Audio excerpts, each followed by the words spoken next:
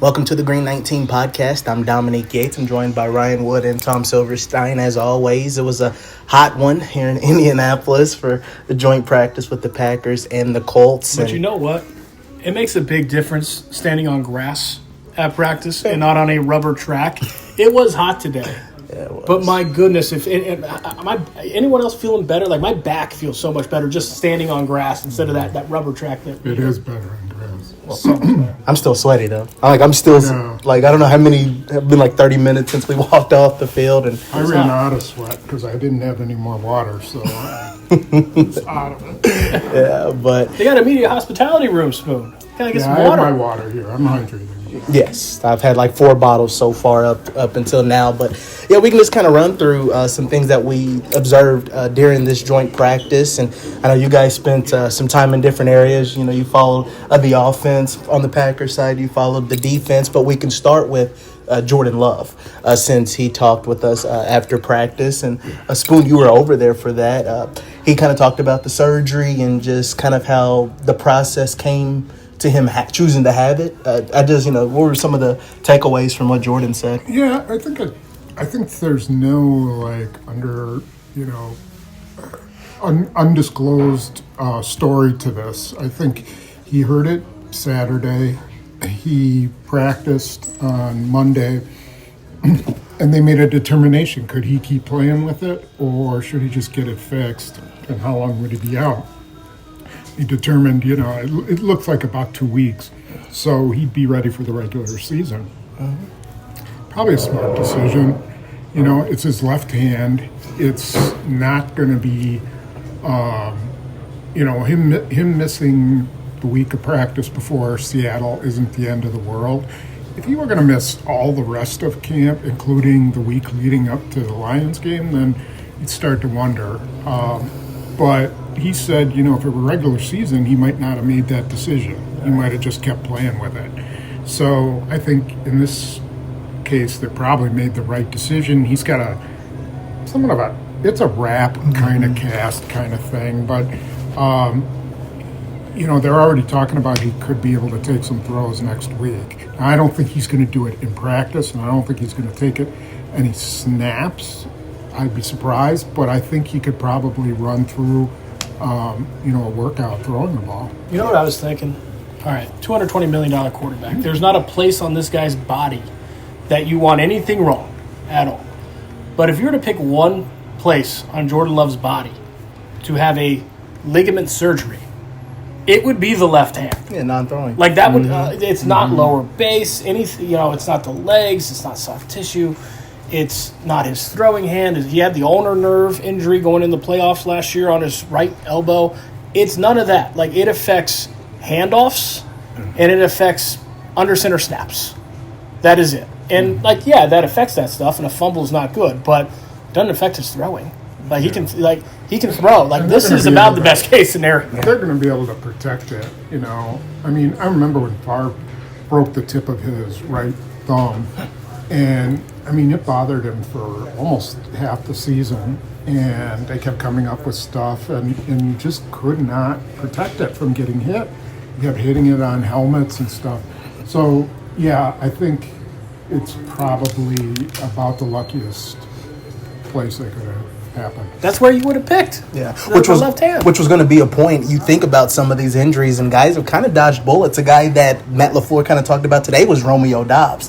Like, there was kind of a quiet moment there at practice when he was down, and turns out it's only just a back injury right now. For a guy, let's just call it what it is. For a guy that had multiple concussions in a short period of time last year, you see him in practice on a go ball, take a hard fall, and he's not limping. It's not a leg injury. He didn't twist something. But he's just down for a long time. He comes over to the sideline, and he's just kind of there for a long time. You wonder. You wonder if, is this and no, it's not. So that's huge news. Yeah. And it's a back injury. Yeah, Matt LaFleur thought that Romeo Dobs might go today. He didn't. Sure sounds like he should be able to go next week. I mean, he's close, and that's good because there was a moment when Romeo Dobs went down. Jaden Reed, Dontavian Wicks, and Christian Watson, all very close in that receiver room. They all went over to check on him. All three of those guys are not practicing right now. Without Romeo Dobs today, the Packers were without 4 of their top 5 receivers. Yeah, all their top receivers, Matthew Golden. Like that, they need health in that room. Which leads us to this practice with the Colts. It's pretty clear you can see without Jordan Love, without all those receivers, it's just not the same Packers offense. Was there anything at all that you, from your observations, just what you saw from the offense? Yeah, it's hard. What it does tell you is that, some combination of receivers going down is going to hurt them this year.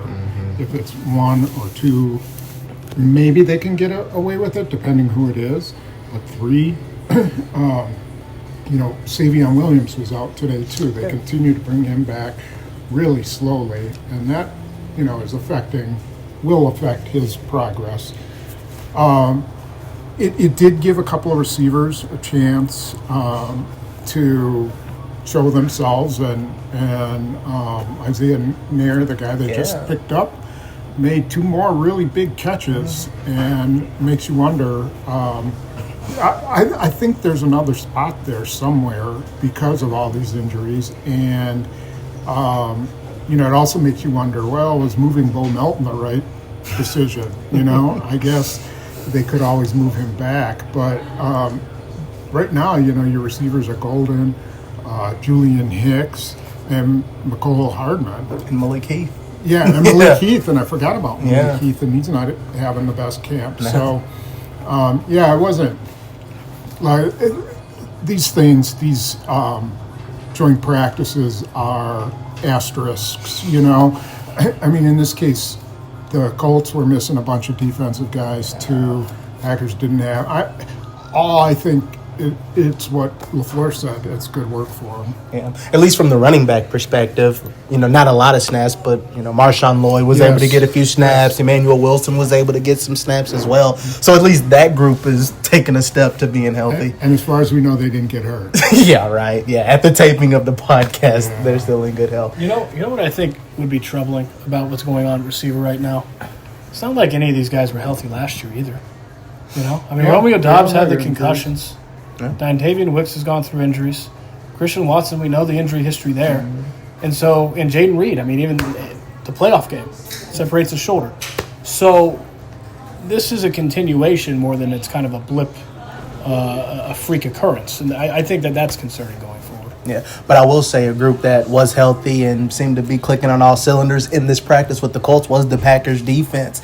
I think you tallied from sacks to interceptions to just how aggressive they played. It seemed like the defense definitely responded after you said they weren't happy with how the first preseason game went. Yeah, at this point we've covered a lot of these joint practices. Going back, the Texans in 2019, the Jets last year, was the Ravens and the Broncos. I've never seen the Packers defense more dominant than today in a joint practice. I've never seen them as dominant as today. They had 9 sacks and 4 takeaways. On consecutive plays, they had Anthony Richardson had a pass to Adonai Mitchell that he dropped. Keyshawn Nixon intercepted it. The very next rep, Anthony Richardson hits Adonai Mitchell, and before he goes down on a slant, Javon Bullard rips it out. He's off the ground, forces the fumble. Evan Williams, very next rep, recovers the fumble. The Colts had a red zone period, 22 plays from the red zone. They only got in the end zone once. They got in the second time, but Carl Brooks literally ran past Anthony Richardson because he's in a red jersey. You cannot touch the quarterback, and it was a blatant sack. They got 1 touchdown in 22 red zone period. That's as dominant as it gets, and. A lot of it, the Packers defense is really good. Packers defense didn't have Xavier McKinney again today because of that calf injury. He's their best player, so you got to give the Packers defense its due. Kenny Clark said after practice today that he didn't wait to go home Saturday night. In the locker room for the first time, he's never done this before, 10-year NFL vet, he pulled the defense aside, and he lit into him. Kenny Clark played, 5 snaps? But the effort that he saw, it really ticked him off.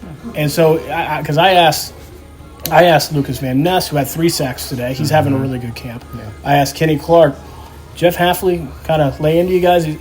They were all like, no, it was player-led, and it was Kenny Clark led. Like Kenny Clark put a charge into this defense, and they responded today in a really big way. With that said, that Colts offense is a joke. It is putrid. They cannot block. They don't have a quarterback that can throw. They have drops. They had multiple false starts. So, hey, if you can't do anything else in terms of execution, maybe just play clean. They didn't do that either. So it kind of went from, like, early on in practice, I was thinking Jeff Hafley has to be really happy with what he's seeing right now, to Jeff Hafley can't be happy with this. They're not really getting much of a fight from that Colts offense, and it's a lot of that. Except in the 2 minute. And then they get the 2 minute. And then they give up the touchdown in the 2 minute. It took them 3 plays from the 1 yard line to get it in. That wasn't great, but they got the touchdown, the 2 point. If Rashawn Gary wouldn't have sacked Anthony Richardson, Lucas Vaness did. And then the second team 2 minute, Isaiah Simmons has an interception. So, yes, the Colts had one bright spot today, and to their credit, that 2 minute is like the most competitive, important drill in practice. So that was a blip.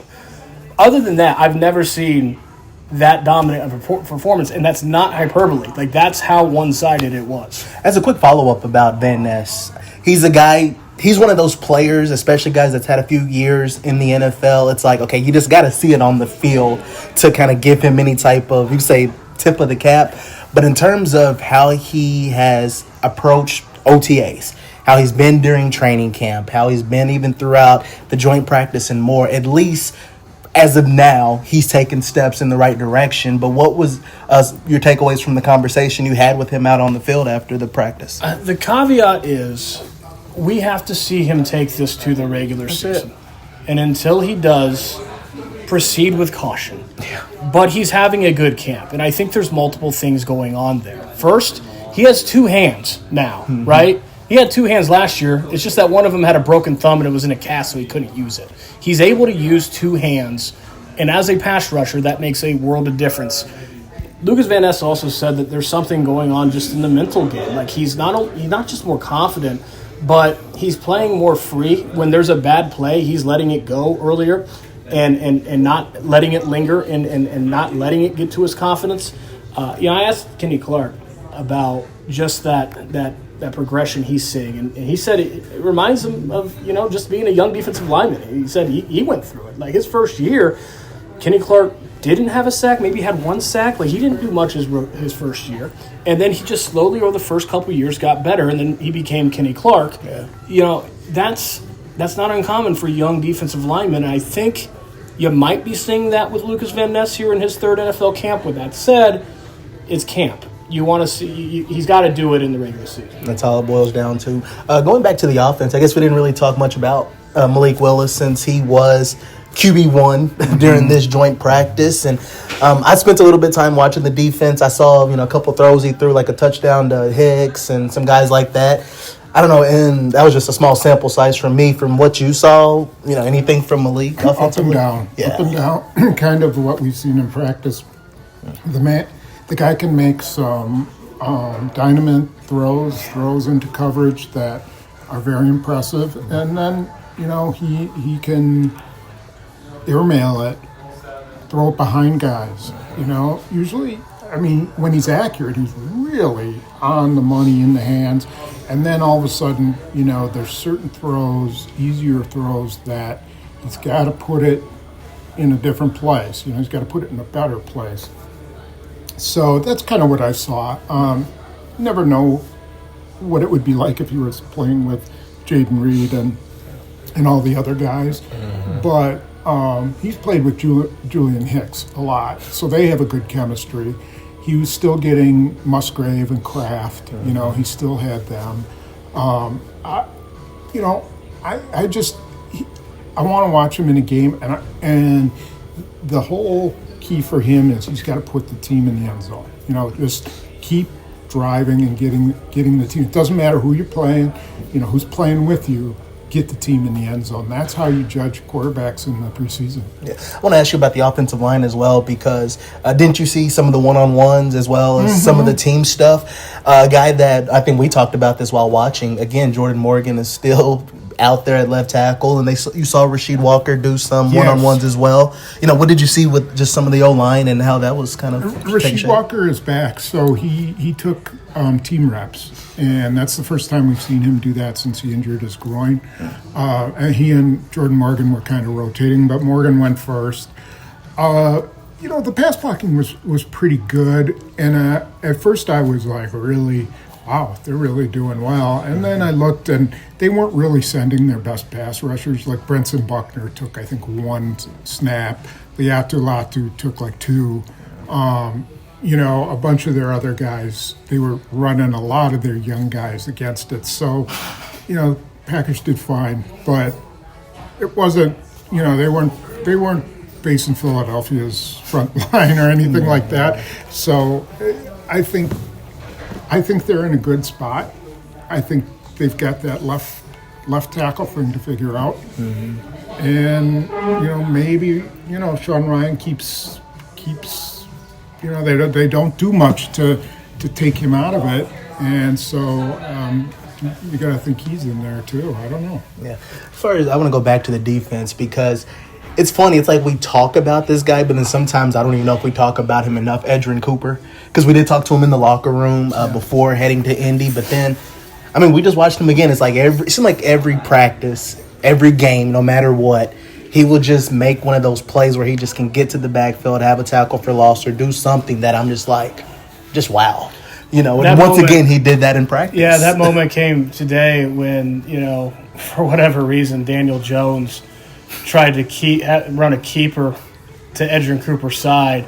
And you want to talk about the difference between someone running in quicksand and someone running on a sprinting track. Like, that's what it looked like. It was just like, what are you doing? Like, That's not – no. And, it was a tackle for loss. So, and we just turned to each other. I was like, yeah, he's fast. Like, he's really fast. He's playing really well. He had that big practice earlier this week where he had the pick on Malik Willis. Mm-hmm. He blew up a screen to Emmanuel Wilson at the line of scrimmage. And I asked him, like, is that a difference in diagnosis between last year and this year? He's like, yeah, he's a step further than he was last year, just being able to read and trigger. And then he had the unblocked sack up the middle. He did not have a sack today. Quay Walker had a sack. Tyron Hopper had a sack. Like that's one of the things about that we saw in the Packers pass rush today is that they were incorporating like the full gamut. It was the playbook. Like that's what Jeff Hafley did last year. It wasn't just the front four. It's not just the defensive line. They're bringing the linebackers. Mm-hmm. So all that, and Edgerrin Cooper actually was not one of those that had a sack today. That's how dominant it was. But yeah, he's in a good place. He's so dang fast. Yeah. He plays really, really fast. Yeah. We can wrap this up with just maybe 1 or 2 more points. I do want to bring up special teams, at least from the kicker's perspective. McManus continues to be McManus. But even Mark McNamee, the Irish kicker, he also had a clean day as well, didn't he? They were perfect 8 for 8.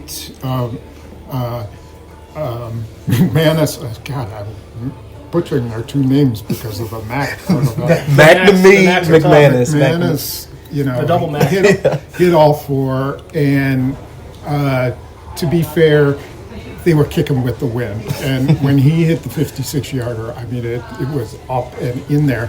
And then he went, and I didn't see it. I heard the crowd yell it, and then someone told me afterwards.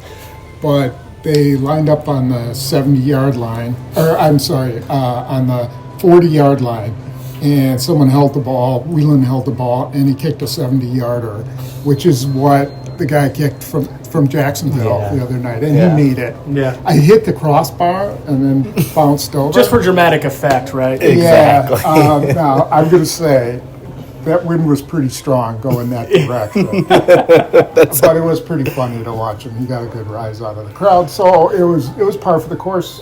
McNamee hit the ball really solid. And so there's no kicker's race here, but that was about it. I didn't see anything much else. Yeah. Can we go back for a second on Jordan Morgan? There's 2 things that I've seen. I'm curious to get your guys' perspective too. But there's 2 things I've seen in the past week that has caused me to to think, okay, I mean, I see something there, and I'm not crowning the guy. Okay, it's early, but like I see something there at left tackle. One, he's really good at one-on-ones. Like his quick feet, his ability to mirror and just erase speed rush, and he's got a strong enough anchor. He's really good on one-on-ones. And then what Lucas Vaness did today, because Lucas Vaness has bullied Jordan Morgan at times. I mean, he had the sack on family night. Mm-hmm. He had a sack earlier this week in practice. And I don't know what to make of Lucas Vaness. So I'm thinking, well, okay, what does that mean for Jordan Morgan?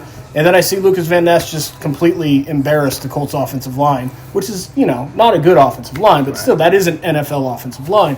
So it's not just Jordan Morgan that Lucas Vaness is playing well against. Those two things, I start to, okay, maybe there's something there, right? Like I wonder where that's going to go, but I just want to throw that out there. For Jordan Morgan especially? Yeah, for Jordan Morgan. Well, he's a first-round pick. Yeah. He should be impressive physically. Mm-hmm. And he is. He had, he was the most athletic tackle coming out of that class. But, he doesn't have the really long arms that Rasheed Walker has to push speed rushers off the edge. I don't know what they decide. They can't just hand it to him. No. I mean, you got to give Rasheed Walker a chance. At least he started too many games not to give him a chance. Mm-hmm. But, you also have to look at the upside with Morgan. And if he's that athletic and you believe that his short arms aren't going to be a problem, then you got to do something with them. Like, they have to give it to whoever wins, whoever's the best left tackle, because at the end of the day, your franchise can't get killed. Mm-hmm. Like, you got to protect your franchise, and that means protecting Jordan Love's blind side. So whoever's the best tackle has to play more. But you also do need to develop Jordan Morgan. I talked to Jordan Morgan this week. He said that the plan for the rest of camp is left tackle. Like, that's where he's – and he did not hide his joy about that. Like, last year was really tough for him as a rookie. Not just the injury, not just the shoulder, but he didn't feel like he had a home. Like, he finds out, sometime before camp, okay, it's going to be guard, which he had never played in college. And there's an off-the-field aspect to this, too, where he was very transparent about, like, he came to the Green Bay Packers from Arizona, from a basketball state where he didn't really face pressure, and now you're the first-round pick for the Green Bay Packers, and there's heavy expectations there. And, oh, by the way, now change positions. Like, there was a lot there. Now he can just be at left tackle, which is what he played all through college, and it's where he's comfortable at. Short arms or not, that's where he feels at home.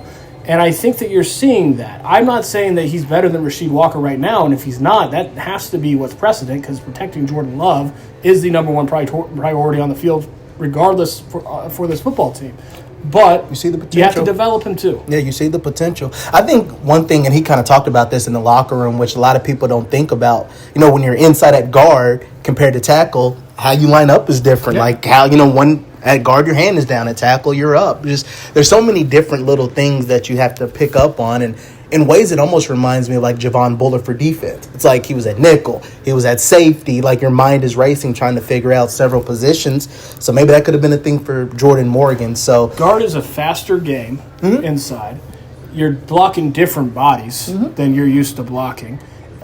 There's different things going through your mind, different angles. It's an entirely different position. So, yeah, and you're a rookie, right? Yeah, and as a young guy, right? If it's Elton Jenkins, I mean, he's like a unicorn. You can just throw him anywhere on the O-line and he'll produce. But, it's like there is a learning curve for young guys. Yeah, and the other part is he's healthy. He had a bad shoulder all last year. I mean, all through training camp.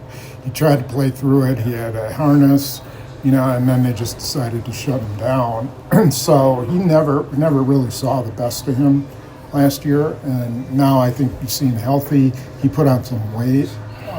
He looks a lot stouter than he did last year and didn't lose any athleticism. If I had to guess, I'd say they're going to rotate to start the season. Yeah, I think I wouldn't blame them at all. The best of both worlds, I mean, if you have maybe the more secure guy, the more consistent guy in Rasheed Walker, which is important. You get more of those snaps, but still get enough snaps to develop Jordan Morgan, because that does also have to be a priority. Yeah, Rasheed Walker can be kind of a nasty blocker, too. He can be a nasty run blocker, and he can get out and get to the second level. So, it might be dependent on the series, might be dependent on the opponent. We'll see. Yeah, because Adam Stenovich even said, he's like, we might rotate 6 guys if we have to, and he said he doesn't care if that's how they do it. So it'll definitely be something to keep an eye out on for really the next few weeks. So, guys, I think that's all we got, and we can go and cool down for a little bit. And AC is so nice. I love air conditioning. It is. I love great. it so much. It is great. But we do thank you all for checking out the Green 19 podcast. Obviously, the joint practice went on this Thursday, and on Saturday they'll have more of the preseason action against the Colts. I guess that's set for 1 o'clock Eastern time, noon Central time. I'm pretty Glad sure. You told me. Yeah, I haven't even. Is that right? I might even be wrong. No, you're right. Noon Central Time. And let me put in a plug that the live blog will be back on Saturday with a new format, which I think it'll work out okay. We did a test run today. We're going to do another test run tomorrow, and one way or the other, I'll make it work. So come on back and get ready to. Fire somebody on Saturday. That's right. Yeah, get ready for all the comments. I can't wait to see them. So, especially during halftime of every game, I would go and just look at the blog comments to see what people say, and it's fun. Who they want to fire on Saturday? Who's your pick? Well, they wanted to fire Halfley when the Jets moved right down the field to score. And then they wanted to fire LaFleur for the pathetic performance of the entire team. Yes. And so it's always interesting. Like who's the fire this guy of the week in the preseason? Like, it's always a distinguished honor. You'll get at least one fire capers throughout the whole blog as well. Oh, that's some hashtags never die. Yeah. There was a fire Gudikins out there too after I forgot one player got hurt. So you need fire Gudikins because he keeps drafting all these players that get injured. He can't evaluate healthy players. So Brian Gudikins had that kind of power. Yeah, I know it. So that's what's coming on the blog. So I look forward to that. So I don't know if the game on Saturday will be very entertaining because it'll be back up. So it'll be entertaining on the blog. The blog will. I'm ready for it. Thank you guys as always so much for this week's podcast. For Ryan Wood, Tom Silverstein, I'm Dominique Yates.